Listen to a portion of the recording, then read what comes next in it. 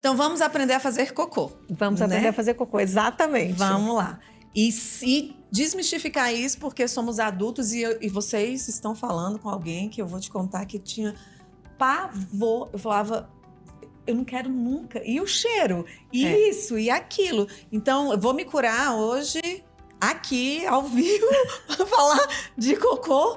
E porque é saúde, né? É saúde e é uma coisa que todo mundo faz. Não é uma coisa exclusiva de ninguém. É de todas as espécies. Os animais também fazem isso, né? Então, assim, é uma coisa que faz parte da nossa sobrevivência. Então, o que é importante quando a gente vai ao banheiro? Primeira coisa, estar com vontade de ir ao banheiro. Esse é o ideal, né? Então, quando for ao banheiro, usar um apoio para os pés, para a gente elevar um pouco as pernas, que a gente vai modificar o ângulo da coxa com o tronco. Então, a gente amplia um pouco esse ângulo da musculatura, facilitando a saída das fezes pelo reto. Aquela posição antiga dos índios de cócoras é a ideal, mas isso não é viável hoje em dia, né? Se bem que no Rio Grande do Sul tem uns banheiros que são no chão, em algumas cidades, alguns países do Oriente também. Então, quando a gente apoia o pé e a gente curva o corpo um pouco para frente, eu tento mimetizar essa posição de cócoras. Então, isso vai facilitar a evacuação. Na evacuação, a gente fica entre 5 minutos, no máximo 7 minutos, até 10 sentada esperando. Passou disso, não evacuou, levanta e vai fazer suas coisas. Até porque quanto mais... Quanto mais tempo fica, mais eu vou forçando ali a região do ânus, ele vai inchando, ele vai abrindo, ele vai machucando. E aí isso a longo prazo, várias vezes, todo dia, a gente vai desenvolvendo doença hemorroidária e outras doenças da região, prolapso anal e outras coisas que vão acometer essa região.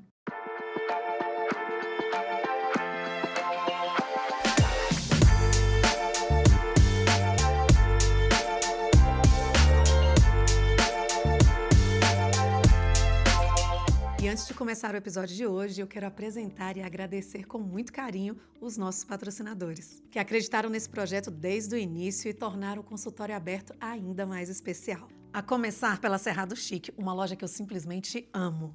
Com curadoria impecável em peças de decoração, móveis e itens exclusivos. Foi a Cerrado Chic que assinou toda a ambientação do nosso cenário. Com bom gosto, originalidade e aquele toque que faz toda a diferença.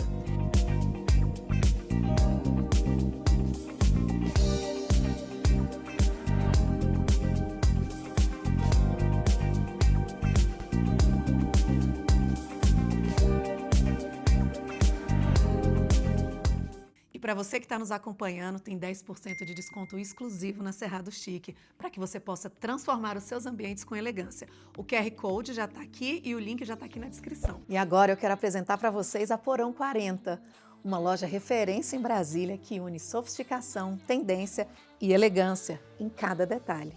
Responsável pelos meus looks, a Porão 40 reúne peças de alfaiataria impecável, vestidos versáteis e uma curadoria que traduz o melhor da moda atual.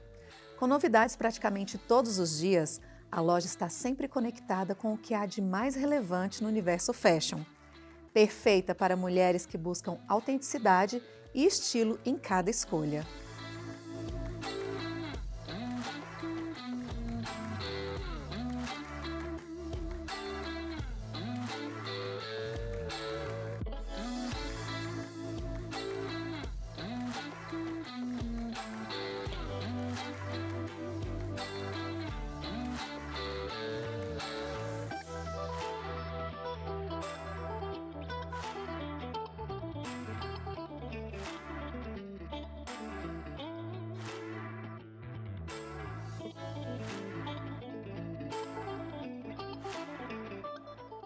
E tem presente para quem nos acompanha aqui.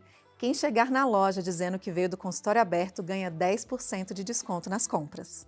Agora corre lá e aproveita, porque estar bem vestida também é uma forma de cuidar de você. E hoje de um jeito diferente, porque aqui nos bastidores eu acabo conversando e tem assuntos tão relevantes, alguns pessoais, mas a doutora Renata, vai vê-la já já, que está aqui comigo hoje, falou sobre algo importante. E um dos propósitos do consultório aberto é exatamente levar a informação que nós, que não somos médicos ou da área da saúde, não temos.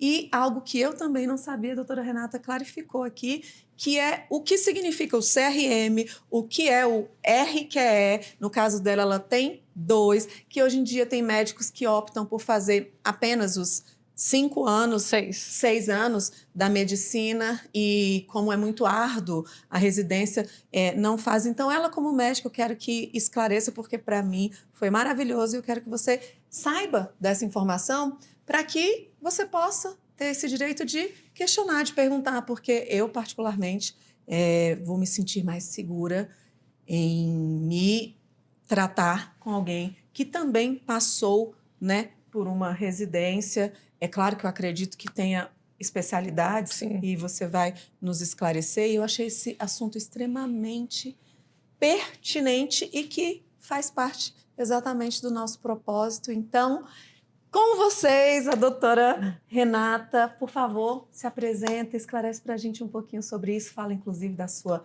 especialidade, que é a mais difícil de falar o nome. Tem a coloproctologia, e ela é uma coloproctologista, que é uma proctologista. Bem-vinda, doutora. Obrigada, Carol. Obrigada pelo convite. Fiquei muito feliz, muito honrada de estar participando aqui do programa, tá? Bom, a minha especialidade, né? Minha especialidade é a coloproctologia, que é uma especialidade responsável pelo estudo do intestino e das doenças orificiais. E o que são as doenças orificiais? São as doenças do ânus. Então, a gente estuda todo o funcionamento do aparelho do intestino, seja o intestino grosso ou o intestino delgado, e as doenças que acometem a região anal. Então, câncer, endometriose, síndrome do intestino irritável, constipação, diarreia, hemorroida, fístula, fissura, isso tudo está no escopo do proctologista, tá? E a gente também é a especialidade responsável pela prevenção do câncer do intestino. Mas agora falando um pouquinho antes disso, né, da especialização, né, que é o que a gente estava conversando. Como é que funciona? A faculdade médica é uma faculdade que são 6 anos de estudo. Então, nós fazemos 6 anos de faculdade. E quando acaba a faculdade, o profissional, o médico, ele recebe o CRM, é o número do nosso registro de conselho, do Conselho Regional de Medicina. Cada estado tem um número. Então, aqui a gente tem o CRM DF, tem o CRM São Paulo. Então, cada estado vai ter o seu CRM e a sua sigla. Só que quando você sai da faculdade, você sai apto, né, a fazer qualquer coisa dentro da medicina. Você é médico. Mas é claro que a gente não sai fazendo tudo, porque você não tem ainda a especialização daquilo. Então, no meu caso, para ser proctologista, eu faço uma especialização de mais 4 anos. Então, são 6 anos de faculdade, 2 anos de residência de cirurgia geral e depois mais 2 anos de residência de proctologia. Então, assim, é uma especialidade que eu levei 10 anos em formação. E a época da residência não é uma época fácil, é uma época que a gente tem que ter uma dedicação extrema, uma dedicação exclusiva. Na minha época de residência, que já se vão 25 anos, eu formei no ano 2000, a gente trabalhava, era um contrato de trabalho de 60 horas semanais, mais 24 horas de plantão no final de semana. E como eu sou de uma área cirúrgica, se meu paciente eu operei de manhã, ele complicou de madrugada, eu tinha que ir reoperar de madrugada. E no dia seguinte tinha ambulatório, tinha outras cirurgias. Então, a gente não tinha... Era uma dedicação que ficava exclusivamente para aquilo. E como é uma área, é um caminho muito árduo, e hoje em dia com vários cursos de pós-graduação, que é uma opção de vida, né? Uma opção de caminho, muitos colegas recém-formados vão por esse outro caminho, vão fazendo especializações que não são residência. E para quem faz a residência médica, a gente tem um outro registro, que é o RQE, que é o registro de especialista. Então, assim, todo médico que você vê lá, que ele tem um RQE embaixo do nome, ou na rede social, ou no carimbo, quer dizer que ele tem um registro de especialista, que ele fez uma residência reconhecida pelos conselhos de classe. Então, ele teve um caminho um pouco mais longo para se tornar um especialista naquele assunto. Então, no seu caso, você tem 2? Eu tenho 2. O especialista de cirurgia geral, o RQE de cirurgia geral e o RQE de coloproctologia. Certo? Então, uma informação que é de direito e que nos permite escolher e saber. E entender também, né? Quando vê lá o nome da gente, CRM, RQE, o que isso quer dizer, né? Isso quer dizer o quê? O que é isso? Existe um conselho. Doutora, vou aproveitar, acho que eu nunca aproveitei. É bom que quem já está mais próximo, a gente vai aproveitando aí do conhecimento. Na escolha de um profissional, nós enquanto população, pesquisar sobre esse profissional. O conselho, o CRM, ele tem ali as regras, todos os registros, ou quem quer fazer algum registro sobre um profissional. Como funciona isso? Você consegue procurar, tem um site do CRM, que você entra no site e digita o nome do médico. Então, você tem acesso à ficha do médico, né? Então, vai ter o meu nome, vai ter meu ano de formada, vai ter meu CRM, o número do meu RQE, e ali tem um mini currículozinho de cada médico que está no conselho. E caso aconteça... se tiver alguma infração, alguma coisa, também está lá registrado. Maravilha, porque tem médicos que houveram alguma infração, mas que continuam atuando. Isso. E se não houver o registro desse médico ali, alerta. Se procurou no conselho, não achou, alerta, ligar para o conselho regional, verificar se ele ainda está atuante, porque se ele está com o CRM em dia, que ele é um médico ativo, ele tem que estar ali na página do CRM. E provavelmente isso vale, não sei, que talvez você não saiba, para as outras profissões da saúde também. Eu não sei, mas eu acredito que sim. Vou pesquisar. E a gente porque assim, é um jeito de você ter informação num órgão, num site, né, oficial sobre aquele profissional. E, inclusive, quero também deixar claro aqui para você que está nos assistindo que a gente faz, né, antes de fazer uma curadoria dos profissionais que irão vir até o consultório aberto, entender quem é, a pesquisa está prontinha aqui, eu leio para cada profissional, né, doutora Renata, quando ele chega até aqui, até para poder validar. Então, da onde ela estudou, o ano que ela se formou, qual a faculdade, as especializações, a atuação clínica, se ela faz parte de algum conselho, de alguma sociedade, que no caso da doutora Renata é de um monte também, a gente vai falar. Então, eu valido essa ficha, então nós fazemos essa primeira pesquisa, porque o consultório aberto é um local para médicos além de relevância, de responsabilidade, que estão aptos a estarem atuando a medicina, sim, né, a saúde, conforme manda o figurino, como diz minha mãe. Exatamente. Então vamos continuar? Vamos. Obrigada de verdade, doutora, por essa informação. Vamos lá. Muitas pessoas elas devem ficar receosas de falar sobre a minha especialidade. A sua especialidade. Como é que você consegue deixar as pessoas, você fala muito da questão da humanização, mais confortáveis para falar sobre isso com você? Primeiro assim, a minha especialidade é uma especialidade que a gente lida com alguns tabus, né? Eu brinco assim, a gente vai para uma festa e chega para a amiga, nossa, eu tô com uma dor de cabeça hoje, mas ninguém fala que tá com uma dor de barriga, que tá com uma diarreia, que tá com uma crise de hemorroida. É como se fosse uma parte do corpo que não existisse. Então, muitos pacientes chegam no consultório desse jeito, muito envergonhados de estar sentindo uma coisa que é comum para ambos os gêneros. Tanto homem quanto mulher têm o mesmo aparelho digestivo, né? Vão ter as mesmas doenças nessa região. Então, eu começo conversando e, às vezes, eu vou no tempo do paciente. Tem paciente que ele precisa voltar numa segunda consulta para ele estar mais aberto para poder falar tudo o que ele precisa me dizer. Então, assim, eu não preciso forçar nada. Então, vou conversando, vou perguntando, pergunto da rotina dele, como é que funciona, o que está preocupando, o que está incomodando ele naquele momento. Pergunta da parte de alimentação, porque isso tudo vai ter uma relação com o aparelho digestivo, com o intestino. O intestino é o nosso segundo cérebro. Então, ele é um órgão que recebe muitas emoções e muitas informações, né?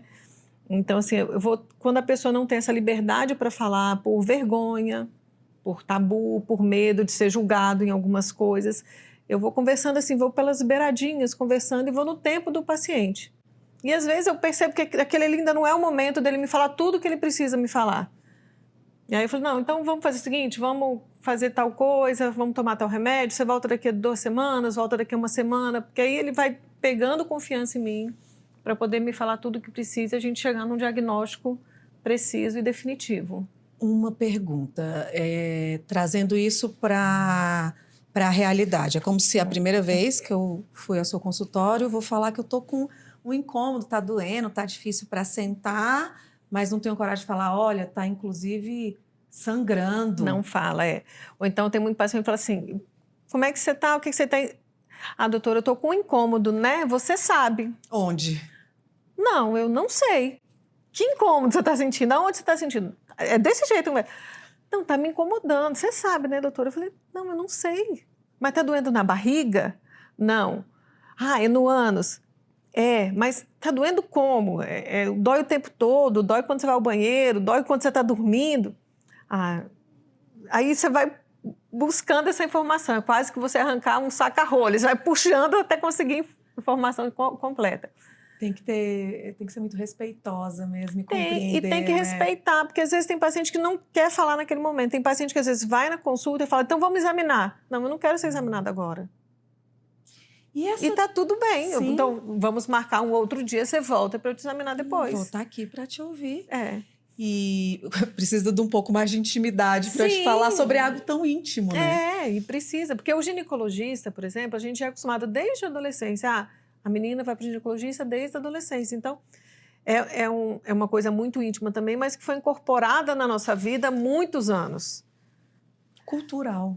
Agora, se de repente você ir para um proctologista, é uma coisa mais estranha, né? E já sabendo disso, o que te motivou a escolher essa especialidade e ainda se especializar em cirurgias minimamente, né, invasivas da região anal? Porque você poderia ser generalista e só ficar na...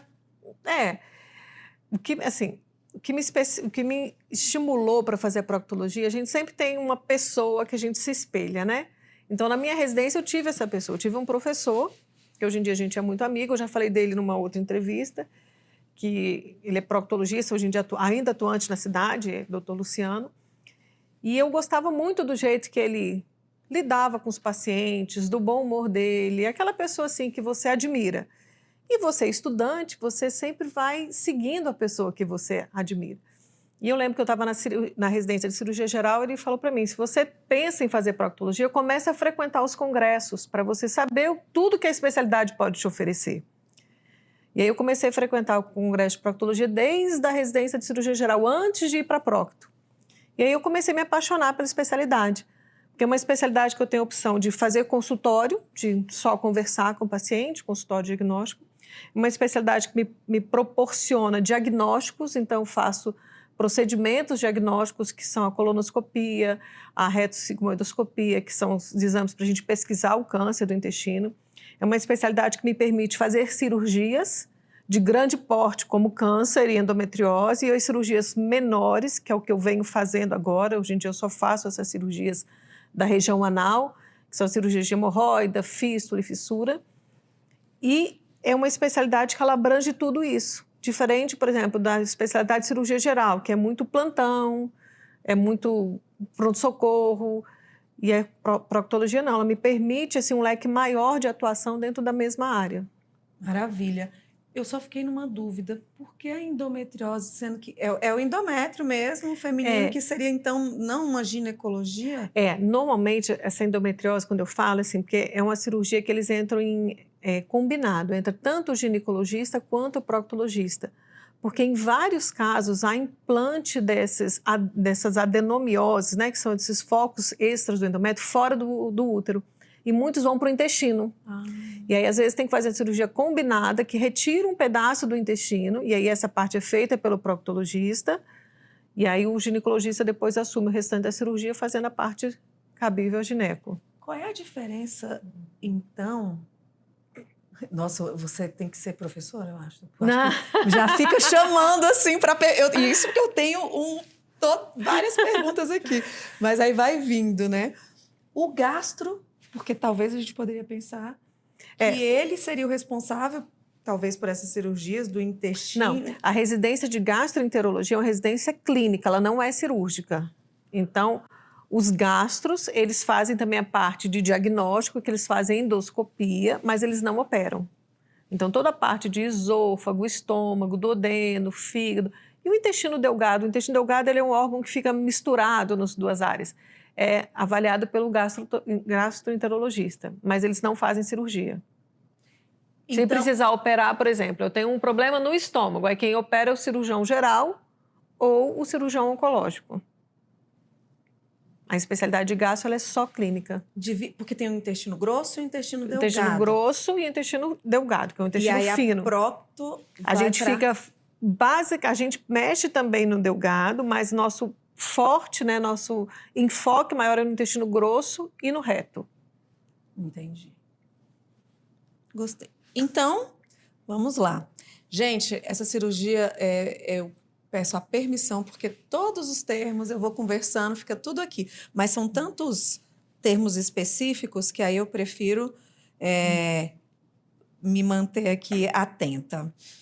Você trata de distúrbios funcionais. Isso. E tem algumas doenças que, inclusive, você citou, que é síndrome do intestino irritável, além das doenças, olha como eu preciso, anorretais. Anorretais, isso. Como esses quadros costumam estar relacionados e quais as orientações gerais que você dá para que as pessoas possam manter essa saúde intestinal?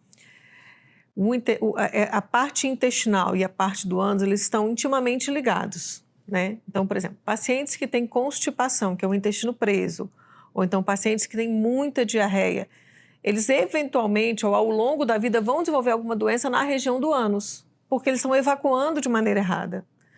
Então, com isso, eles podem desenvolver doença hemorroidária, desenvolver fissuras, pelo erro da evacuação, certo? Então, assim, a relação que a gente teria é nessa. Por isso que o ato de evacuar é tão importante, que às vezes é uma coisa que a gente não valoriza, ou então, assim, tem um hábito errado a vida inteira e acha que aquilo é o correto. Então, assim, a evacuação é uma parte muito importante da nossa saúde e ela garante que a gente diminua as doenças da região do ânus. Agora, tem doenças que não dependem disso. Por exemplo, o cisto pilonidal é uma doença que acomete a região do cóccix, que também é tratada pelo proctologista, mas que não tem nada a ver com o intestino. É o que a gente faz uns furinhos, é como se fosse um pelinho encravado na região ali do sulco interglúteo. Ele, naquele vulgo reguinho que a gente chama, do coraçãozinho ali, naquele reguinho que o povo fala. Ali tem uma coisa que a gente chama de cisto pilonidal, que também é tratada pelo proctologista, mas que não tem nada a ver com o intestino. Não é aquele negócio que parece um rabinho que... Não. Uma anomalia. Tem algo assim, não tem? Que é aquele ossinho meio que esticado. Isso aí é quando é uma anomalia do cóccix, que é do osso. Ah, ok. Que aí a gente não mexe... Isso aí com ortopedista, pessoal da coluna que vai mexer com isso. Ah, então mas é nessa mesma região. E é interno? Ele é interno, mas ele exterioriza para fora com vários buraquinhos na pele, inflama e sai secreção e dói. Então isso é uma doença tratada pela gente que não tem absolutamente nada a ver com o intestino. Entendi. Ok. E... Aqui eu perguntei, né? O que você orienta para manter essa saúde intestinal, já que você falou que é justamente a evacuação, que nós não damos a atenção devida, porque também é um tabu, né? É um tabu, ninguém fala. A evacuação começa na nossa alimentação, né? Então, se a gente for parar para pensar, tudo vai indo para trás e começa na alimentação. Então, assim, nos tipos de alimentos que a gente vai escolher no dia a dia. Então, assim, quanto mais fibra a gente tiver, a variação do cardápio, isso tudo vai me proporcionar uma qualidade de evacuação melhor. Não adianta a gente fazer dietas muito... eu estou com um especialista que me orientou uma dieta só à base de proteína. Vamos ter problema na hora de evacuar, porque o intestino vai modificar. A gente precisa de um balanço de dieta, de carboidrato, das frutas, das verduras e dos líquidos. Então, para a gente evitar esses problemas, começa tudo na alimentação. Começa no estilo de vida, na pressa que a gente tem às vezes para comer, come muito rápido, não mastiga direito, a digestão não vai acontecer direito, consequentemente a evacuação não vai acontecer de maneira correta. E um grande vilão que a gente tem hoje em dia é o celular. Por quê? Todo mundo leva o celular para o banheiro. E aí você fica lá sentadinho no vaso sanitário, no telefone, fica mais tempo do que o necessário. E aí você começa a forçar a região do ânus, né? Porque a gente fica preso ali naquele buraco e aquilo ali começa a puxar os vasos hemorroidários para baixo. Aí a gente tem força da gravidade, o retorno venoso que desce tem dificuldade de voltar. Então a gente começa a desenvolver hemorroida por hábitos ruins. Uau! Então assim, tudo começa lá atrás, né? Desde a comida. Então, assim, desde a alimentação, da pressa de comer, da calma, da ingesta, de todo esse ritual. Isso tudo vai interferir lá na nossa evacuação. Que é super importante, podendo, né, aí causar doenças. E muito legal isso de... Tem gente que... Vamos falar qual é o tempo certo, então, de uma evacuação saudável, né? Porque realmente tem gente que acredita que tem que ficar aquele tempo todo no Até banheiro. sair. Até, né, tu fala assim, não, vou pro banheiro e eu só saio de lá depois que eu termino de evacuar. Eu falei, mas quanto tempo isso leva, né? Porque a gente tem um tempo para ficar. Então, vamos aprender a fazer cocô. Vamos aprender a fazer cocô, exatamente. Vamos lá. E desmistificar isso, porque somos adultos e vocês estão falando com alguém que eu vou te contar que tinha pavor. Eu falava, eu não quero nunca. E o cheiro, e isso, e aquilo. Então, eu vou me curar hoje, aqui, ao vivo, para falar de cocô, porque é saúde, né? É saúde e é uma coisa que todo mundo faz. Não é uma coisa exclusiva de ninguém. É de todas as espécies. Os animais também fazem isso, né? Então, assim, é uma coisa que faz parte da nossa sobrevivência. Então, o que é importante quando a gente vai ao banheiro? Primeira coisa, estar com vontade de ir ao banheiro. Esse é o ideal, né? Então, quando for ao banheiro, usar um apoio para os pés, para a gente elevar um pouco as pernas, que a gente vai modificar o ângulo da coxa com o tronco. Então, a gente amplia um pouco esse ângulo da musculatura, facilitando a saída das fezes pelo reto. Aquela posição antiga dos índios de cócoras é a ideal, mas isso não é viável hoje em dia, né? Se bem que no Rio Grande do Sul tem uns banheiros que são no chão, em algumas cidades, alguns países do Oriente também.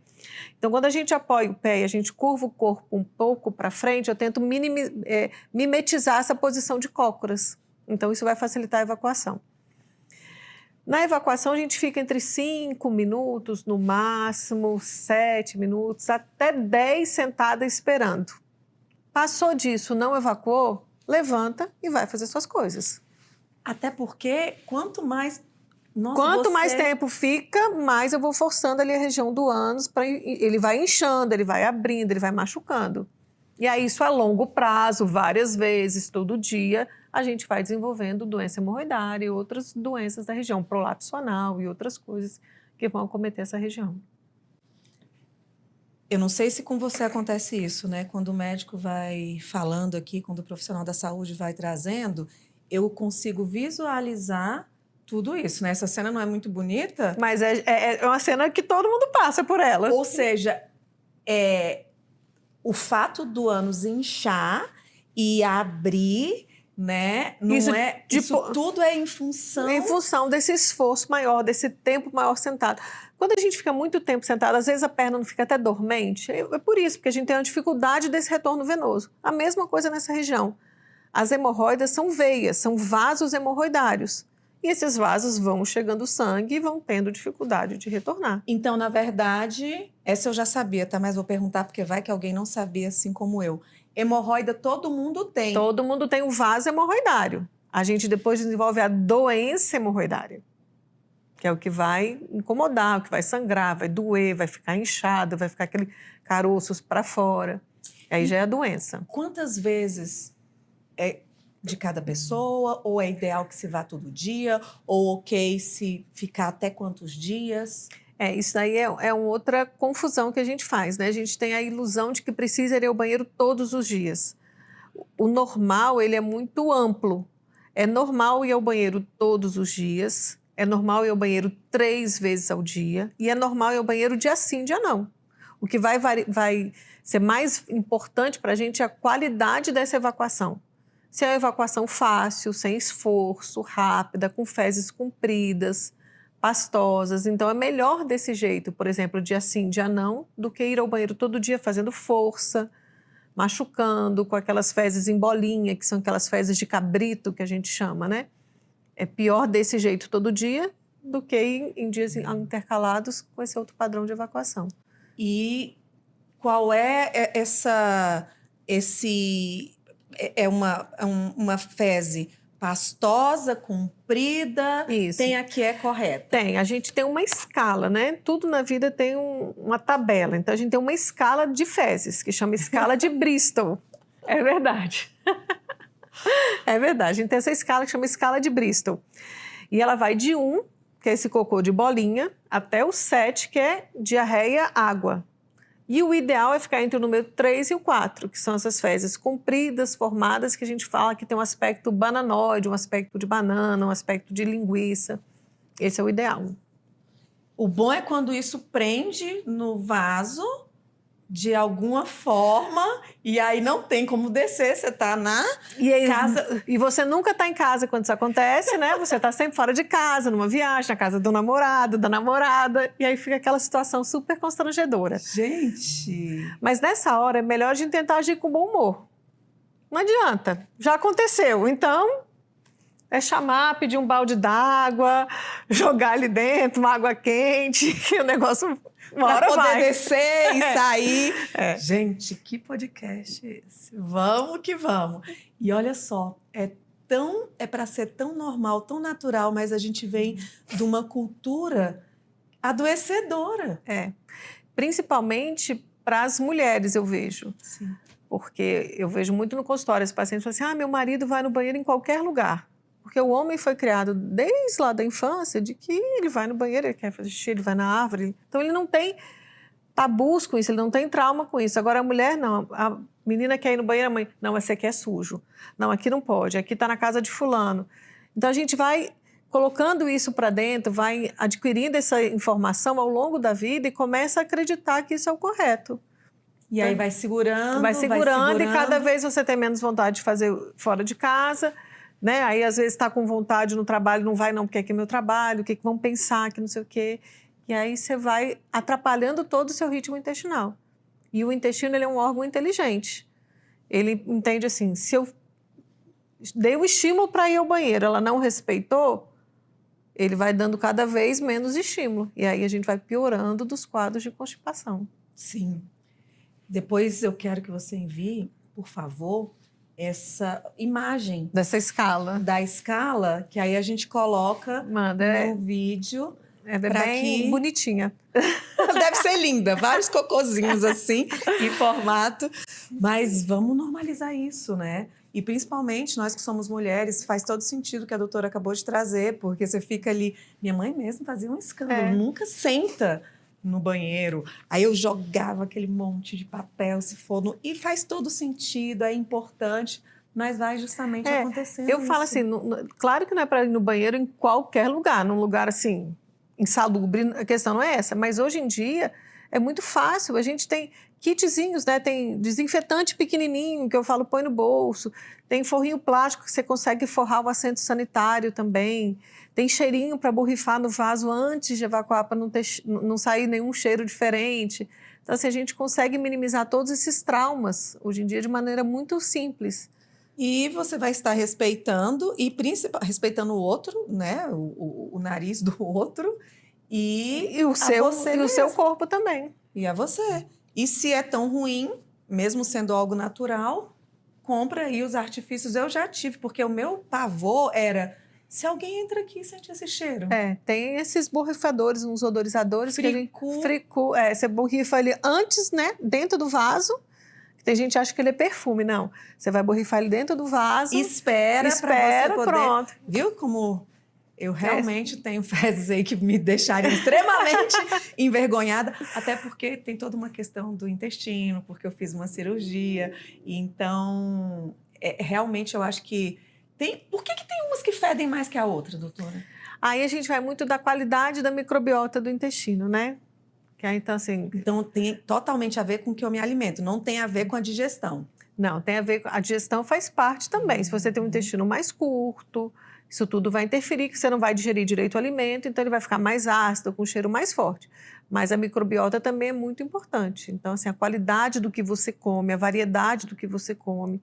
Por isso que hoje em dia a gente fala tanto em pré-bióticos, pós-bióticos, né? Probióticos, porque isso tudo vai melhorar a qualidade dessas bactérias intestinais. Aproveita e já explica, para que a gente entenda o que é essa microbiota. Antigamente nunca tinha ouvido falar. Não. Agora é microbiota, quem é essa biota?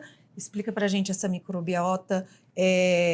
Eu sempre lembro do Yakult, porque parece que A microbiota são as bactérias que a gente tem no intestino, é a população do nosso intestino, né? Porque o intestino, nós somos bactéria pura, né? A gente tem bactéria em toda parte, tem a microbiota da pele, da boca, então tudo vai ter a população bacteriana esperada para aquela região. E no intestino não é diferente, então a gente tem isso. Então, quando a gente tem uma desregulação dessa quantidade, dessa qualidade dessas bactérias e leveduras do intestino, a gente vai ter essas disbioses e essas disfunções intestinais. O que é uma disbiose? É quando a gente tem essa desregulação dessa quantidade bacteriana da microbiota. Então, você vai ter uma disbiose que você vai desregular essa flora intestinal, né? Essas bactérias. E aí vai acontecer a diarreia. Pode acontecer diarreia, intestino preso, fezes de odor ruim, barriga estufada, barriga distendida.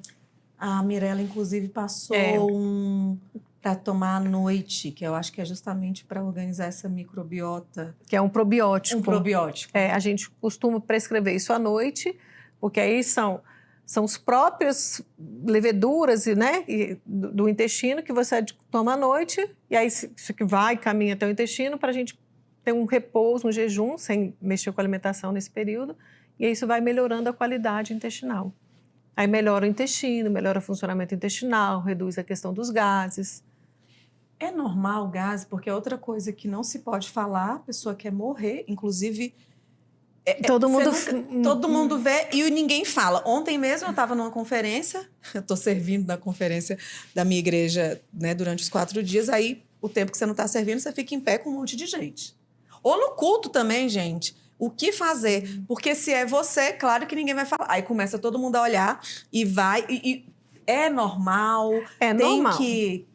Todo mundo vai produzir uma quantidade de gás. Não tem jeito, você dá digestão. Todo mundo. O que vai modificar é o odor, dependendo do que você se alimenta, dependendo da sua digestão e dependendo da sua qualidade, né, da sua microbiota. Isso tudo pode interferir no odor intestinal, desses gases, né? Pode ficar mais fétido ou com aquele cheiro mais pútrido, né, de coisa podre. Mas isso tudo tem como tratar, tem como melhorar. Então, deve ter gente que é muito, Tem gente que tem muito desconforto com isso. E assim, então assim, a barriga fica muito estufada, fica com aquela dor abdominal e assim, e o cheiro realmente incomoda, mas a gente consegue mapear o que está acontecendo, ajustar algumas coisas de alimentação, entra com alguns medicamentos, probióticos e melhora tudo isso. Porque realmente é constrangedor, né? Não tem o que... Porque o gás é normal. O que não é normal é o cheiro tão forte. Exatamente. O barulho é ok. O barulho é ok. Aquele sem cheiro tá tudo certo.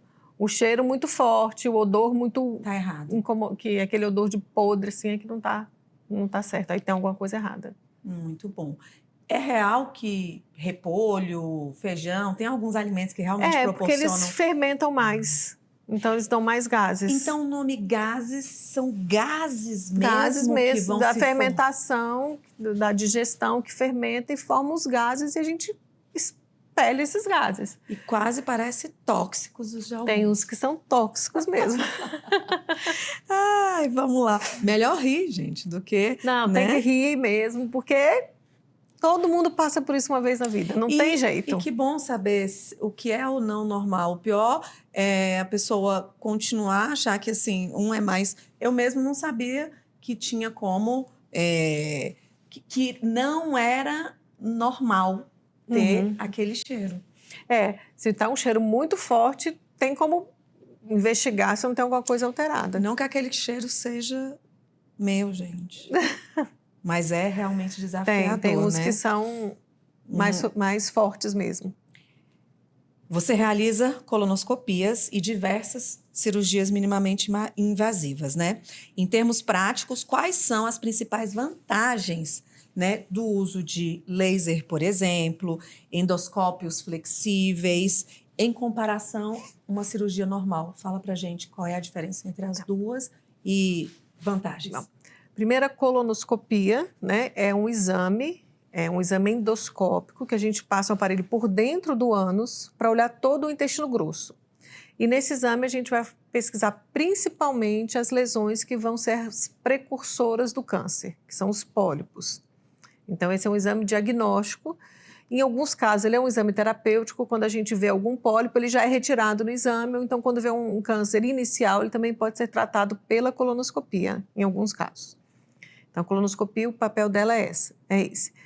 Nas cirurgias minimamente invasivas, que a gente hoje em dia tem a tecnologia do laser, e a gente tem mais de um tipo de laser, e cada laser vai ser específico para uma doença, mas quando a gente fala muito, que hoje em dia falando muito é do laser de CO2, que a gente usa para tratamento de plicomas, tratamentos de fissura anal, ou então de algumas hemorroidas, a grande vantagem é que o laser ele é um feixe de luz bem concentrado e bem coeso, que ele faz um disparo muito preciso, então eu tenho pouco dano. Ao mesmo tempo ele é muito eficiente, então eu consigo fazer um corte e cauterizar aquela pele de maneira muito precisa e delicada. Então eu não tenho lesão ao redor do corte. Então com isso a gente tem um impacto na dor, são cirurgias que doem menos no pós-operatório, tem um tempo de cicatrização mais rápido, e como eu tenho um dano tecidual mais delicado, eu tenho um resultado estético melhor.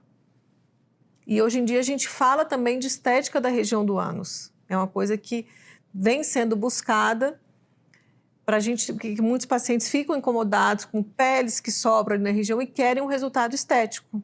Então o laser de CO2 ele veio justamente para isso, que através dele a gente consegue ter menos trauma cirúrgico para ter um resultado estético melhor.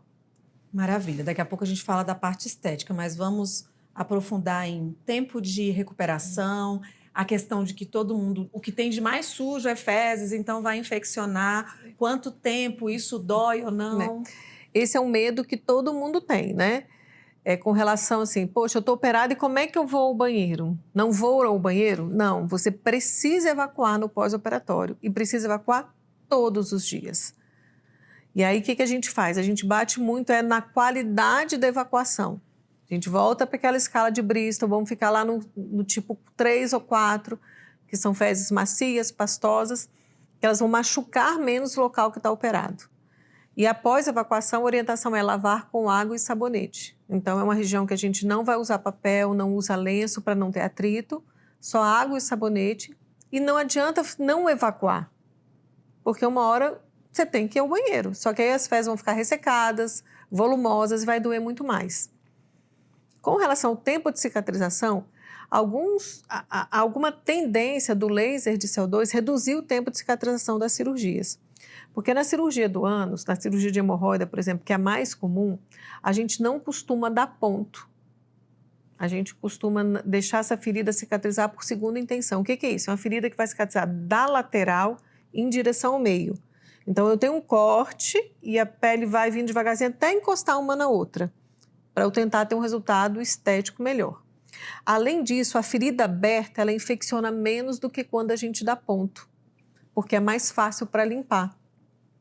Então, por isso que, embora seja uma cirurgia que esteja numa região contaminada, ela raramente infecciona. Porque você vai lavar várias vezes ao dia e as fezes não vão ficar ali em contato, porque eu não tenho um ponto um no outro para cair um cocôzinho entre um pontinho e outro. A ferida está toda aberta, então ela não fica suja. E se for tudo para baixo, não vai... Só se for uma diarreia, uma coisa tão... Por isso que a gente cuida muito da qualidade da evacuação, porque se tiver com fezes diarreicas, é ruim, porque além de estar com pH mais ácido, vai doer mais, é mais difícil a higiene. Uau! Então, embora a gente ache assim, é uma cirurgia que tem vários detalhezinhos. E extremamente importantes. Exatamente, até para o resultado cirúrgico. E delicada em função disso também, de não fechar, de não pontear, mas agora você acabou de trazer que, inclusive, é até melhor. Para a gente diminui o risco de infecção. E é uma região, você tinha me perguntado da dor, que eu falo aos pacientes, vai doer. Não tem assim, não existe essa cirurgia nessa região indolor. Só que o laser, como ele me dá um dano térmico menor, ela dói um pouco menos. E tem uma questão também que eu sempre explico para o paciente. Por exemplo, quando a gente opera o braço, eu operei meu braço, fico lá uma semana sem mexer o braço, ele está em repouso. Ok, não está doendo, não estou mexendo. Quando a gente opera a região do ânus, ele é um órgão que ele não fica em repouso. Quando você levanta, você contrai o bumbum. Quando você tosse, você contrai o ânus. Quando você espirra, você contrai. Quando você vai no banheiro, você mexe. Então, ela é uma musculatura que está em constante movimento. Então, é uma região que vai estar operada, vai estar cortada, mas não vai fazer repouso. Então, por isso que é uma região que incomoda o pós-operatório. E como é? Você tem que ficar de repouso praticamente? Não, você vai fazer, você vai andar, vai sentar, vai caminhar, vai fazer tudo. Você só não vai fazer atividade física, ficar de cócoras, vai se alimentar normalmente, tem que comer comida do dia a dia, comida que você está habituada para o intestino funcionar de maneira normal. E vai ter os cuidados específicos de higiene, alguns cuidados também com banho de assento que eu costumo orientar. E em quanto tempo essa recuperação acontece? A cicatrização completa, ela vai variar entre 3 semanas até 4, uma média, e podendo chegar até 3 meses em alguns casos mais complicados. Mas é uma média de 3 semanas. As primeiras 7, 10 dias eu falo que são a época mais chata, porque você tem que cuidar muito bem da alimentação, você tem que comer muito bem, você tem que ir ao banheiro muito bem, e você tem que lavar o bumbum várias vezes ao dia. Então é uma época muito chata. Depois desse período, já facilita demais a vida. Você já não sente dor, você vai sentir eventualmente um desconforto quando for ao banheiro e você já consegue retornar às suas atividades normais. Não dá para fazer ainda atividade física, que eu peço um período mais prolongado de repouso, e as atividades que têm impacto na região, bicicleta, cavalo, ou então fazer uma trilha de carro que vai ficar batendo ali o bumbum, aí não dá. Sim. E com relação à estética que você trouxe, né? Esse local, um local que, por exemplo, também pode dar queloide? Não é, a gente pode dar queloide, mas a gente não fala assim muito, esse termo a gente não usa muito para a região. A pele do ânus, ela é uma pele muito plástica. O que isso quer dizer? Ela incha muito fácil, só que ela não volta para o lugar 100%. Então, é diferente, por exemplo, na barriga, né? A gente for grávida, a barriga fica aquele barrigão, depois ele volta. A do ânus, não. Quando você começa a ter crises repetidas, por exemplo, de hemorroida, ou na gestação, que ganha muito peso, que incha muito a região, ficam sobrando umas peles. E é isso que tem incomodado muito as pessoas e estão hoje em dia falando desse incômodo, né? Tanto estético quanto um incômodo para a higiene. E aí, nessas cirurgias, a gente não dá ponto, porque se eu dou o ponto, além de eu aumentar o risco de infecção, eu aumento o risco de inchar a região no próprio ponto. E aí, esse inchaço pode deixar um resultado estético alto, pior do que antes. Então, a gente costuma deixar a ferida aberta. Você falou da ferida aberta, eu me lembrei, eu tive um apendicite grau 4, e aí tiveram que cortar ali do umbigo até embaixo. 7 dias depois infeccionou de novo. Aí teve que abrir de novo. E não deram ponto. Esse daí é uma cicatrização por terceira intenção. Era fechada e abriu e vai ficar desse jeito. A de segunda intenção é a que a gente faz. Eu já nem começo com ponto, eu já deixo ela aberta. Para ir mais bonitinho e bem devagarzinho até uma pele encostar na outra. E não tinha também mais pele e tudo, foi toda uma situação. Ainda mais para não infeccionar novamente também, né? Talvez essa... E dentro de um contexto que já tinha tido uma infecção, aí a gente deixa aberto até para facilitar curativo, conseguir limpar, porque senão vai piorando o quadro, né? Desafiador tudo isso.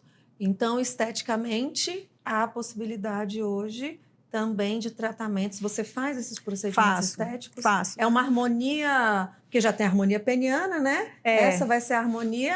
Harmonização anal, não. A gente ainda não está nessa fase ainda. Mas a gente melhora muito a estética da região. Consegue melhorar. Hoje em dia tem até alguns tratamentos, por exemplo, para clareamento da região. Tem pacientes que ficam... Por problemas hormonais, atrito, ficam desconfortáveis com a cor, que fica um pouco mais escura essa região perianal, que ela já é um pouco mais escurecida, então a gente consegue hoje em dia fazer até clareamento da região e a pessoa ficar mais satisfeita consigo mesmo, que é o que é importante hoje em dia, é isso. Sim, sim. Até porque eu acredito, né, imagino que seja uma questão sexual também. né? É. Porque a pessoa não está olhando o tempo todo, né? Às vezes tem essa questão de agradar, ficar à vontade do ponto de vista sexual, mas às vezes tem muitos pacientes que não estão não. sozinhas, mas não estão satisfeitas de passar a mão na região, sentir um volume diferente, ou então quando vão fazer depilação, a depiladora comentar, nossa, é mais escuro, então assim, é uma coisa de autoestima mesmo. Legal. Não obrigatoriamente relacionada a um parceiro. Já que estamos em tabu, doutora, a questão do sexo anal. Nesse sentido, o que você, como proctologista, instrui, tem a dizer? O que eu falo para os pacientes é o seguinte, tem que ser uma coisa em comum acordo, né? Como qualquer relação sexual. Sim. Então, os dois estando em comum acordo, então vamos tomar as precauções necessárias. Ele é um órgão que não é um órgão lubrificado como a vagina, então é obrigatório o uso do lubrificante. E tem que ser um lubrificante não de base anestésica, porque como ele não é um órgão que relaxa, se a gente usa um anestésico, a gente perde a sensibilidade para a dor. Então, se tiver algum trauma maior, alguma coisa mais violenta, vai machucar e a pessoa não vai perceber na hora. Então, não vai ter a defesa da dor. Então, os lubrificantes, o ideal é que sejam à base de água, né? E tá tudo bem. E vai ser feliz e curtir. A anatomia não traz nenhuma contraindicação, não anatomicamente. Não, tudo anatomicamente não. O que a gente tem que ter cuidado, por exemplo, a relação ela tem que ser da frente, por exemplo, para trás, né? Então, se for uma relação vaginal e depois uma relação anal, ok. Não pode inverter o caminho, porque é uma região muito contaminada. Então, não pode. Preservativo é a mesma coisa. Se for usar preservativo na região anal, for ter a relação vaginal, tem que trocar o preservativo, porque não pode, senão vai ter risco de contaminação. bem. Mas Ok. anatomicamente... E a questão do sexo não necessariamente vai acontecer em função disso, precisar fazer uma cirurgia de... Não. Há um afrouxamento que não retorna, ou isso é mito? Não tem. O que acontece é, se for uma coisa muito violenta, né, uma coisa que aí a gente vai tendo lesões da musculatura, que a longo prazo pode ser que aconteça de ter um pouquinho de fraqueza nesse músculo. Mas isso não é obrigatório que vai acontecer e nem acontece com a maioria das pessoas. Muito bom, muito bom. Eu anotei aqui a questão do banco, né? Fez muito sentido agora quando você falou de cócoras, né? Facilitar isso. E o banquinho. E quero deixar meu depoimento, se você não conhecia o banquinho, fez muita diferença, porque eu sempre tive, né? Hoje está bem melhor depois do banco. A gente não valoriza, acha que é uma besteira, mas esse banco assim, dá muita diferença. Vou colocar aqui também, se você tiver alguma imagem. Eu procurei uma imagem eu te mando. Para colocar e facilita bastante, ou seja, já que a gente tem um tempo determinado, um tempo ideal, melhorou muito mesmo. E eu acho que a frequência, porque às vezes eu ficava 2, 3 dias e normaliza, né? Começa a achar que está tudo bem. O que eu costumo orientar para o paciente é assim, todo dia de manhã acordou, tomar um copo de água em jejum, tomar o seu café da manhã e ir ao banheiro, mesmo que não tenha vontade no começo, para a gente começar a tentar fazer um treinamento. Ficou lá 10 minutinhos, ok, deu certo, ótimo, não deu, levanta e vai fazer suas atividades. Sem o celular. Isso que eu ia falar. E quando for ao banheiro é sem o telefone, que você tem que entender que você está ali mentalizada, concentrada no que você precisa fazer. Porque senão a gente senta no celular, vai ver WhatsApp, e-mail, não sei o quê, e distrai, e não concentra e o tempo passa. E aí a gente começa a tentar organizar o intestino a funcionar naquele determinado horário. Nossa, sensacional. Vou compartilhar um sonho. Acredita que eu sempre falei isso? Porque quem tem constipação, eu entendi perfeitamente o que é enfesado. A pessoa está enfesada. Tá enfesada, cheia de fezes. Você fica mal-humorada, você fica com raiva. Com raiva. Tensa. Então, você chegar a precisar fazer lavagem... É sofrido. Né? Então, eu falava sempre, e agora, sabendo disso, estou feliz da vida. Gente, meu sonho era ir ao banheiro todo dia de manhã para já tomar banho. É como se fosse assim. Pronto. Poxa! Eu falo que deu aquele chequezinho, né? naquela atividade do dia. Então, a epigenética aí Vai pode ajudar. acontecer. Vai ajudar. Eu posso treinar isso, então eu fico sem telefone, mentalizando, porque é igual atividade física. Agora, precisa... Por que eu falo? Tomar um copo de água e tomar o café da manhã. Porque a gente tem alguns estímulos, né, para o intestino funcionar.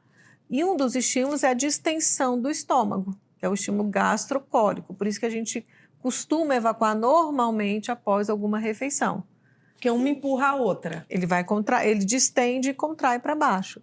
E de manhã a gente vai ter o estímulo tanto do café da manhã quanto o estímulo do movimentar, do levantar, que também vai interferir, que é o estímulo ileocólico que interfere nessa contração intestinal. A gente consegue juntar 2 estímulos no mesmo horário. Então, por isso que é importante tomar café da manhã. Então, água para distender o estômago, e é importante a hidratação, a água é importante para o intestino. O café da manhã, um pão, uma fruta, um cereal e ir ao banheiro, sentar lá seus 10 minutinhos. E aí eu vou ensinando. A gente vai ensinando o intestino. E daqui a pouco começa a acontecer, então é possível realizar esse sonho através do treinamento. É que possível. Maravilha, né? Eu falo da questão da atividade física, porque tudo é realmente treinável, mas o estado de presença, o comando que você dá para o seu corpo é muito importante. Já era para ter me atentado para isso. Porque fazer atividade física pensando, vendo o músculo, se dando esse tempo, mas a gente quer ver o vídeo, ouvir tal coisa, quer fazer tudo ao mesmo tempo. Não funciona. E o seu corpo vai responder melhor, igual senta ali, concentradinho, vai pensar. E vai pensar. Na morte da bezerra. Ou tem que pensar no que está acontecendo. Tem que pensar, ali, né? Às vezes pode até auxiliar com umas massagens, né? Assim, do lado direito, empurrando para o lado esquerdo também pode auxiliar.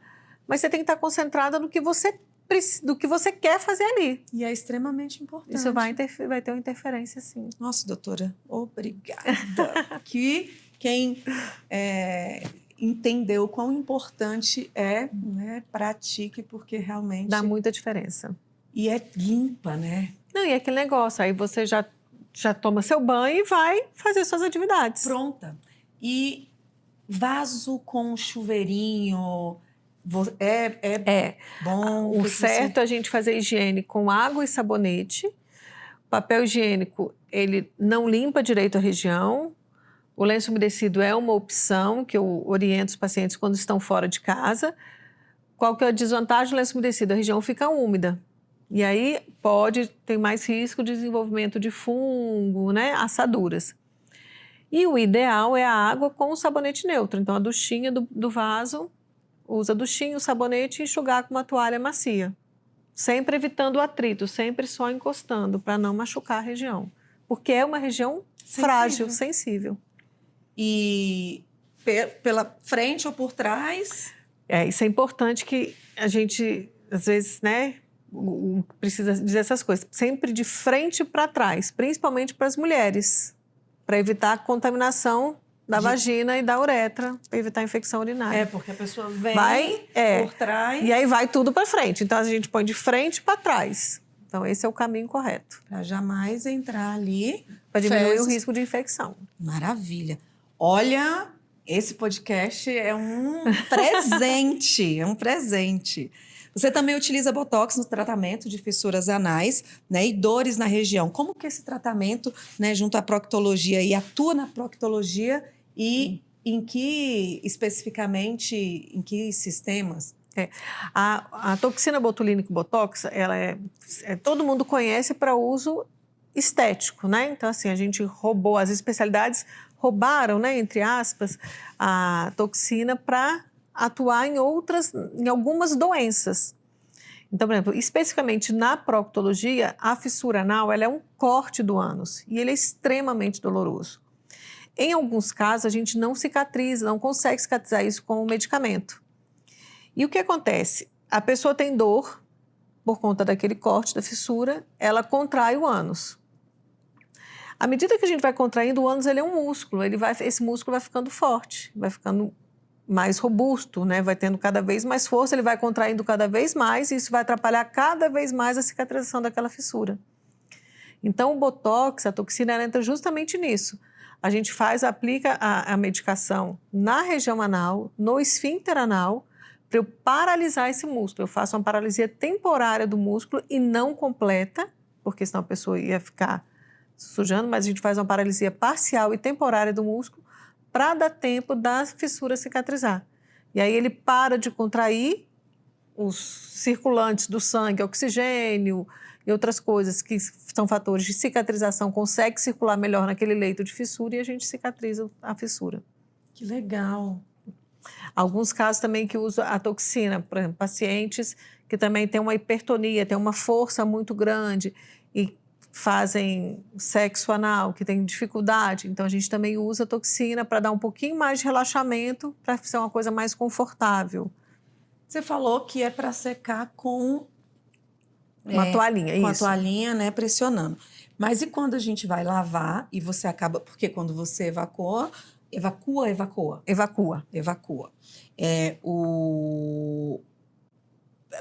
Ele incha ali, né? E não fica tão fechadinho. Então, quando você está lavando, é errado pressionar para colocar Não, para dentro? se está acontecendo isso de ficar assim inchadinho já para fora, provavelmente já tem algum grauzinho de doença hemorroidária. Porque se for na evacuação tranquila, sentou e evacuou, não vai ficar inchado nada, vai ficar normal. Ele vai abrir, o cocô vai passar e vai fechar normal. Se já está ficando isso, é porque já pode ter algum grau de doença hemorroidária. Ou quando faz mais Ou força. quando faz muita força, ou quando fica muito tempo sentada no vaso. E aí não tem problema nenhum. Pode com a duchinha, na hora que for lavar, empurrar para dentro, não tem problema nenhum. Tranquilamente. Agora, sabendo que é hemorroida, aí não pode ficar colocando para dentro. Pode empurrar também, porque a gente tem a hemorroida tanto interna, que pode sair, e aí você pode empurrá-la para dentro, e tem a hemorroida externa, que essa não adianta empurrar, que ela não vai entrar. Então, se sai alguma coisa, você pode empurrar e ficar confortável, não tem problema não. Maravilha! Lá na rotina cirúrgica, você realiza cirurgias ambulatoriais com anestesia local, né? Por exemplo, de policomas, anais ou fissuras. Plicomas, isso. Plicomas. Plicomas, isso. Que é o Aquela lá de pelinha, trás que a isso, gente... aquela pelinha que fica na borda do ânus. Que na borda do ânus a gente pode ter o desenvolvimento desses plicomas, que são essas peles que ficam como se fosse uma pele morta. Ela não dói, ela não sangra, mas ela está lá, que dificulta muito a estética e a higiene local. Vamos colocar essa imagem também. Eu sou muito verdadeira nessa, eu não tive. As outras que eu estou dando exemplo são situações minhas, né? Eu Reais, te mas mando também. pronto. E aí ele faz, e aí o plicoma, como é uma pelezinha morta, né? Que não dói, os pacientes operam muito, principalmente por conta da dificuldade de higienização da região, porque ela fica... É um grande lábio, um grande lábio ali solto. solto, uma pele ali que fica acoplada. E aí, isso aí a gente consegue fazer com anestesia local. Ah, ok. Faz anestesia local com auxílio do laser, que ele já vai cortando e cauterizando essa pele, né? A gente consegue tirar isso e o paciente volta para casa na mesma hora, 2 dias depois, vida normal. Poxa, que legal.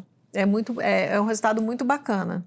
Poder fazer isso dentro E o do resultado estético é muito satisfatório. Então, assim, a pessoa, no pós-operatório mesmo ali, que ainda não está 100% cicatrizada, ela já vê, nossa, como está melhor. Porque já não tem aquele volume, já facilita muito a higiene. Já facilita eu não sabia, muito. Não conhecia. Que coisa boa. Porque se a gente consegue visualizar que é como se fosse um grande lábio ali flácido, alguma coisa. Uma pele só, é como se fosse uma prega grande, né? Uma pregona. Só. Uma só. Você pode ter várias, mas uma, pelo menos. Solta, pendurada. Fica penduradinha ali, E incomoda. É uma pétala da flor. É uma pétala da flor que está soltando, que está crescendo. É um dente de leão. É uma pétala que está crescendo. E que não quero E não aqui. é para ficar ali. Vamos lá. Principais cuidados com pós-operatório. Você já nos trouxe, né? Tempo de cicatrização. A tal da IST, né? Que você também é médica no ambulatório de ST. Isso, da Secretaria de Saúde. Ok. E de que forma essa experiência com doenças sexualmente transmissíveis, né, influenciam nessa prática da colo e especialmente em casos de... Eu nem sabia que tinha o HPV anal ou outro... Então, o HPV ele é dividido Por orifícios? O HPV ele é um vírus que causa verruga, né? Então, a gente pode ter o HPV em qualquer parte. Pode ter HPV, por exemplo, na orofaringe, que vai dar, aumenta o risco de câncer de HPV de orofaringe. A gente pode ter o HPV de colo de útero e também tem o HPV da região anal. E o HPV da região anal, como o do colo do útero, a gente vai ter o de baixo grau, que vai dar só as verrugas, e tem o de alto grau, que aumenta o risco de câncer de ânus, o câncer do ânus. E esse ambulatório do hospital de base que eu faço é um ambulatório especialista nisso, então a gente atende toda essa população da rede, é uma população normalmente, né, não obrigatoriamente, mas é uma população soropositiva, que tem um risco aumentado do desenvolvimento dessas lesões por conta da imunidade. Então, assim, a gente tem um ambulatório, são pacientes encaminhados, já triados por outros médicos, que são encaminhados para o tratamento no hospital de base. Você conhece a Vicky da ONG Vida Positiva? Não. Não? Depois eu vou te falar, uma pessoa... Eu entendi mais sobre essa questão, né, do soro positivo, do HIV, e inclusive uma das coisas que ela me trouxe, doutora, que me deixou impactada, é que a gente pensa que as doenças transmissíveis, que o HIV, que essas contaminações têm diminuído. Não. O HIV, ele o HIV teve uma grande vantagem, né, uma grande coisa que é a PrEP, né, que é a profilaxia. E hoje em dia já se sabe que os pacientes que vivem com HIV com carga indetectável, há 6 meses, eles não transmitem a doença. Então, são aqueles pacientes que se cuidam, eles não transmitem, eles são portadores do vírus, mas não transmitem a doença. Só que o grande problema é que, com o surgimento da PrEP, e isso é uma visão minha, essa geração esqueceu do preservativo. Então, eu tomo PrEP, eu não adquiro HIV, então está tudo bem. Só que a gente tem outras doenças. E é por isso que as doenças sexualmente transmissíveis estão aumentando. Então, deve ter sido isso que ela comentou com você. Então, a gente está tendo um aumento da incidência de sífilis. E sífilis é uma doença muito grave, porque a gente pode ter a sífilis de uma forma não sintomática, e aí você transmite a doença sem saber que está doente, é uma doença que pode passar de mãe para o filho e dar uma série de complicações. A gente está tendo aumento dos casos de gonorreia, de clamídia, então de vários bichinhos por conta da falta do uso do preservativo. Da redução do uso, não é da falta, né? Da redução do uso. E a minha geração, falo especificamente de mim, pensei que, assim, é impossível que essa geração não esteja consciente do uso de preservativo, mas não. Não, porque isso aí é uma opinião pessoal. Eu imagino assim, que a minha geração foi aquela geração que a gente viu o surgimento do HIV.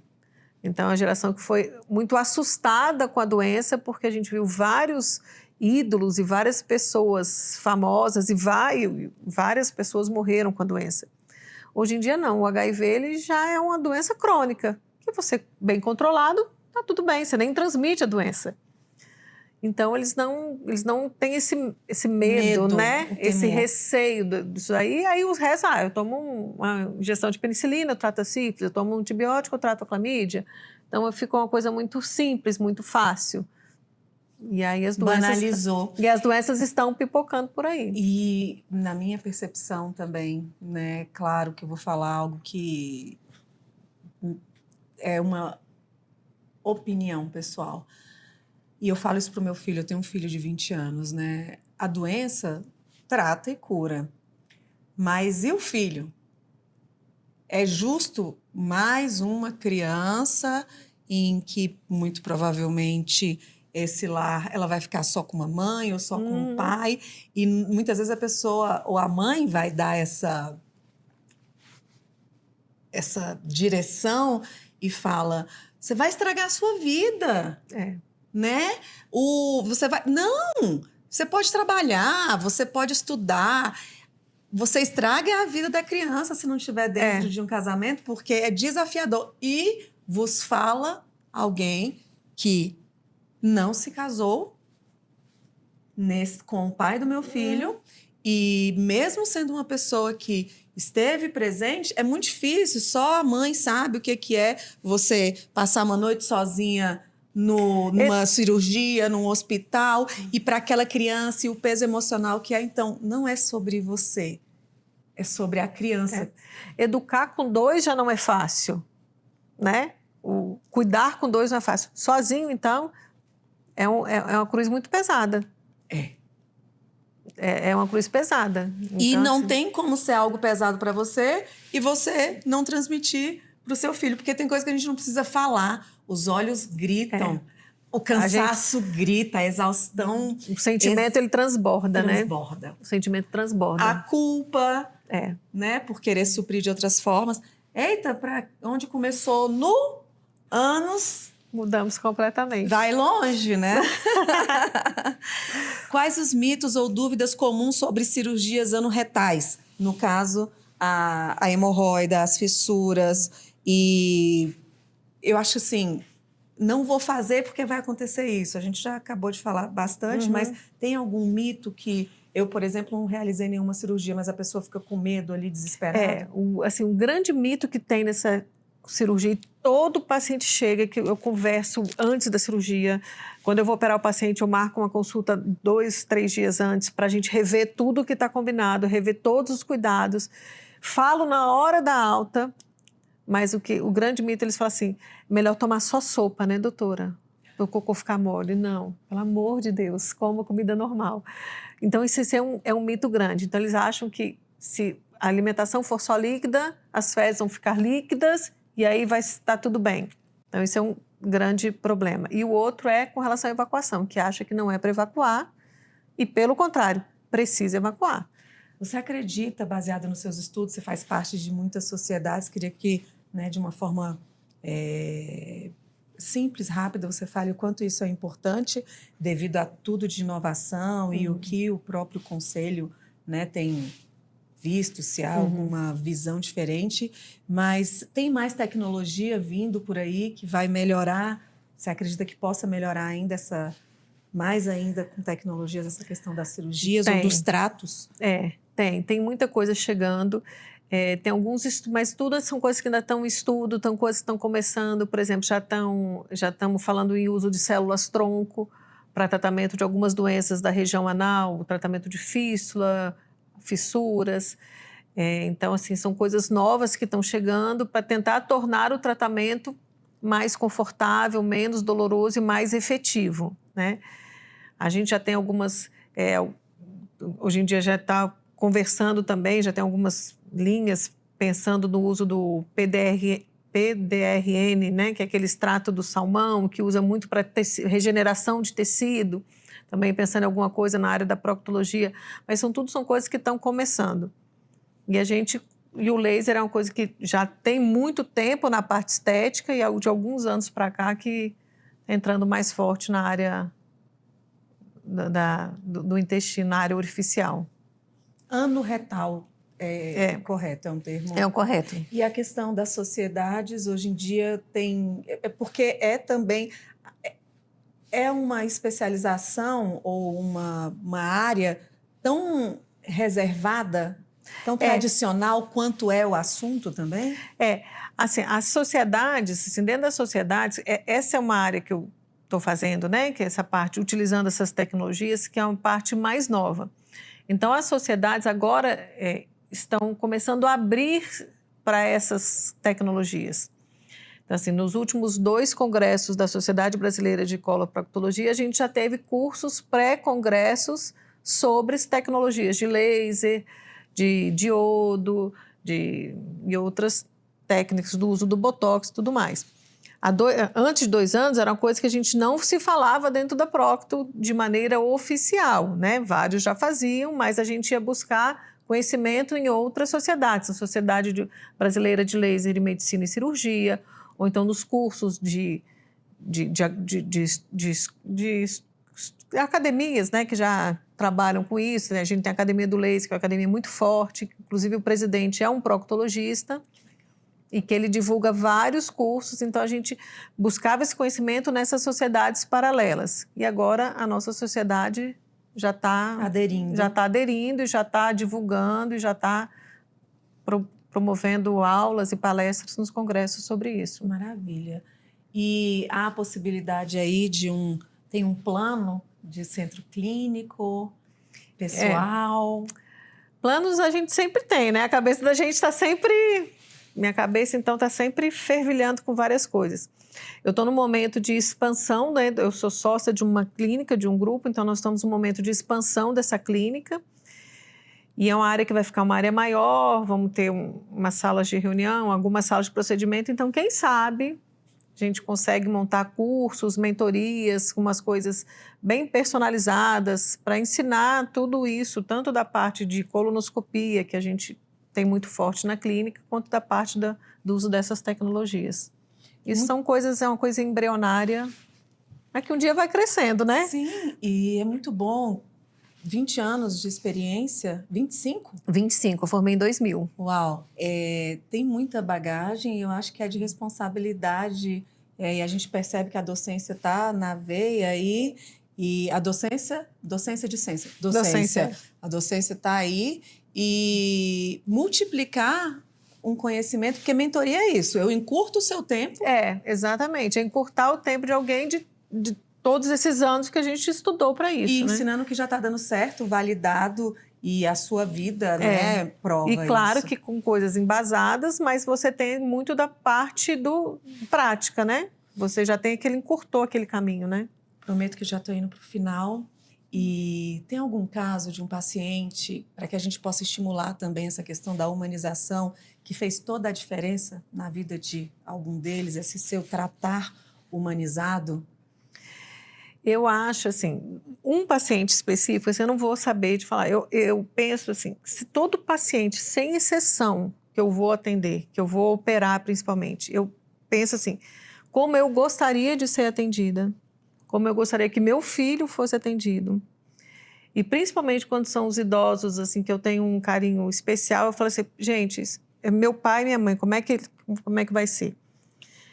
E o mais legal é quando você passa a cirurgia, passa aquela primeira semana, o paciente chega para você e fala assim, poxa, mas nem doeu tanto quanto eu esperava. Foi tudo tão tranquilo, foi melhor do que eu estava esperando.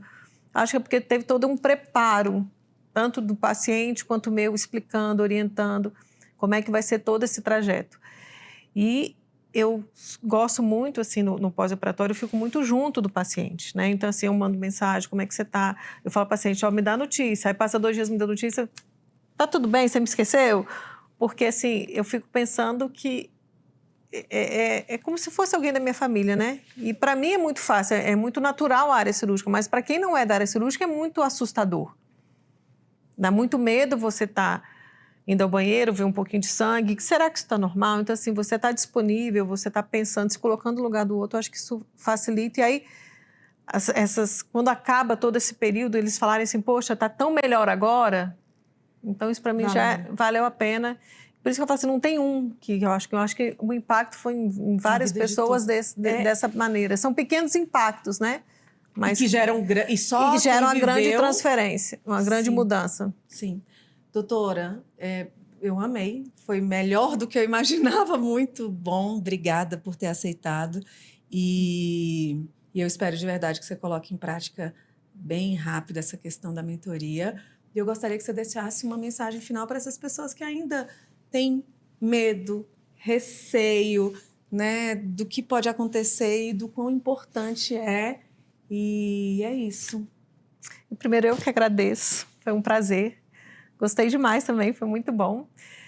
E eu acho que a grande mensagem que a gente tem que pensar, né, é primeiro, você está em primeiro plano. Então, assim, a gente tem que tomar conta da nossa vida, tomar conta do nosso caminho, da nossa alimentação, da nossa rotina, da nossa evacuação.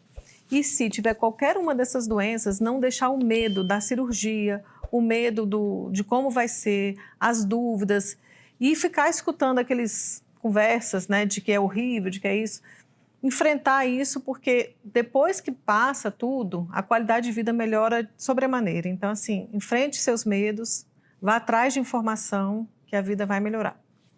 Vou falar algo, prometo, me veio aqui, E eu não sigo muito, eu fiz aquela conexão lá com a Mirella, da Preta Gil, de tudo isso, né? Mas eu acho que eu vi que ela já recebeu, ou não tem cura, ou alguma coisa assim. Ela está numa fase de controle de doença, né? A doença dela não tem cura, ela está tomando os medicamentos, mas ela tem, assim, eu tenho uma admiração pela coragem dela, né, de falar. Ela foi uma pessoa que levou isso a público. E graças a ela, vários pacientes foram no consultório procurar para fazer o exame de colonoscopia porque tinham os mesmos sintomas que ela tinha. E que, graças a Deus, nem todos eram câncer. Mas então, assim, o jeito que ela abordou a doença, a leveza, a coragem que ela está enfrentando, assim, é uma pessoa Louvável. que eu tenho muita admiração, sem nem conhecê-la. Mas eu acho que ela está fazendo um trabalho social que ela não tem ideia da dimensão das pessoas que ela atinge. E então, essa situação pode ser prevenida. Pode ser prevenida. A gente começa a prevenção do câncer de intestino aos 45 anos de idade, para quem não tem sintoma nenhum e nem história familiar de câncer. A gente já começa a colonoscopia aos 45 anos. Então, cuide também da sua saúde anal. Vamos evoluir, vamos adultecer, né? Porque muitas vezes a brincadeira, o bullying lá da adolescência, de criança, a gente mudou de fase, mas a percepção e a cabeça e os tabus continuam lá. Mas o reflexo na vida adulta, depois dos 40, é outro totalmente diferente daquela época. Então, que você se inspire através dessa nossa conversa tão respeitosa e buscando deixar isso mais leve. Para mim, fez muita diferença. Espero que, de verdade, para que cada um, né, que veja possa colocar isso realmente em prática. Então, mais uma vez, obrigada. Eu que de agradeço. Coração e até o próximo consultório aberto.